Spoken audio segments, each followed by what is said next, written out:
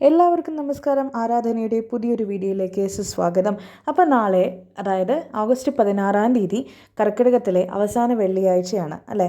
അപ്പോൾ വിളക്കിന് മുന്നിൽ ഒരു കാര്യം നമ്മൾ ചെയ്തു കഴിയുകയാണെങ്കിൽ ആ വീട് തന്നെ രക്ഷപ്പെടും. മഹാലക്ഷ്മി വീടിനകത്തേക്ക് കയറി വരും. അതേപോലെ തന്നെ ധനധാന്യ അഭിവൃദ്ധി ഉണ്ടാകും എന്നുള്ളത് ഉറപ്പാണ്. അപ്പോൾ അതൊരു വളരെ ഈസി ആയിട്ട് ചെയ്യാൻ പറ്റുന്ന ഒരു കാര്യമാണ്. രാവിലെയും ചെയ്യാം, അല്ലെങ്കിൽ വൈകിട്ടും ചെയ്യാം. ഓക്കെ, അപ്പോൾ രാവിലെ ആയാലും നമ്മൾ വിളക്ക് വെക്കുന്ന സമയത്തും ചെയ്യാം. അല്ല, നിങ്ങൾ നാളെ ഉച്ചയ്ക്കൊക്കെയാണ് ഈ വീഡിയോ കാണുന്നതെന്നുണ്ടെങ്കിൽ നിങ്ങൾക്കത് വൈകിട്ടും ചെയ്യാം, ഒരു കുഴപ്പമില്ല. അപ്പോൾ ഇതിന് ആവശ്യമായത് നമ്മൾ നിലവിളക്ക് കത്തിച്ച് വെക്കുമല്ലോ അല്ലേ. അപ്പോൾ അത് നമ്മൾ ചെയ്യും. അത് കഴിഞ്ഞിട്ട് നമുക്ക് ആവശ്യമായത് ഒരേ ഒരു കാര്യം മാത്രമാണ്, ശുദ്ധമായിട്ടുള്ള ഒരു പൂവ്. നമ്മൾ വീട്ടിൽ നിന്ന് പറിച്ചെടുത്ത പൂവാണെങ്കിൽ ഉത്തമം.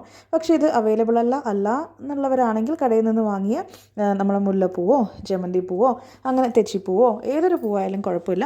അപ്പോൾ ഒരു പൂവെടുത്ത് നന്നായിട്ട് പൂ കയ്യിൽ വെച്ച് നന്നായിട്ട് ഈ ശ്ലോകം ഒന്ന് ചൊല്ലും. ശ്രീ പാർവതി സരസ്വതി മഹാലക്ഷ്മി നമോസ്തുതേ, വിഷ്ണുപ്രിയേ മഹാമായേ മഹാലക്ഷ്മി നമോസ്തുതേ. ഇത് ചൊല്ലിക്കഴിഞ്ഞിട്ട് ഒരു പൂവെടുത്ത് നമ്മൾ നന്നായി പ്രാർത്ഥിച്ച് ആ പൂവെടുത്ത് വിളക്കിൽ കൊണ്ട് വയ്ക്കുക. അതേപോലെ കമലേ വിമലേ ദേവി മഹാലക്ഷ്മി നമോസ്തുതേ, കാരുണ്യനിലയേ ദേവി മഹാലക്ഷ്മി നമോസ്തുതേ.